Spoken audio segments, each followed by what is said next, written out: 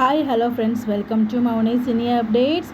நம்ம ஜீ தமிழில் ரொம்பவே சூப்பராக 1 hour டெலகாஸ்ட் ஆகிட்டு இருக்க கெட்டிமேளம் சீரியலில் வந்து பார்த்தீங்கன்னா நேற்றுக்கு எபிசோடில் துளசி அண்ட் வெற்றியோட மேரேஜ் வந்து நடந்து முடிஞ்சிச்சு. ரொம்பவே சர்ப்ரைஸ் அண்ட் ஷாக்கிங்காக இருந்துச்சு இந்த ஒரு மேரேஜ் ட்ராக்கு.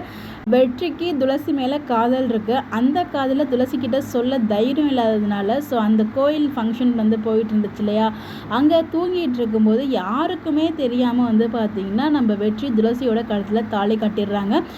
தாலி கட்டி எல்லாருக்கும் தெரிஞ்சிருச்சு. பட் யார் தாலி கட்டினாங்க அப்படிங்கிற விஷயம் யாருக்குமே தெரியாத மாதிரி வந்து இருந்துகிட்ருக்கு. அங்கே கண்ணு தெரியாத ஒருத்தவங்க இருக்காங்க. அவங்க மட்டும் வந்து பார்த்திங்கன்னா வெற்றியோட கையை பிடிச்சி பார்த்து இவர் தான் வந்து தாலி கட்டினார் அப்படிங்கிற மாதிரி ப்ரொமோவுமே நீங்கள் வந்து பார்த்துருப்பீங்க. வந்து கண்டுபிடிச்ச மாதிரி. பட் எப்படி இந்த சமாளிச்சுட்டு பட் ஏன் இந்த மாதிரி கொண்டு போகணும்?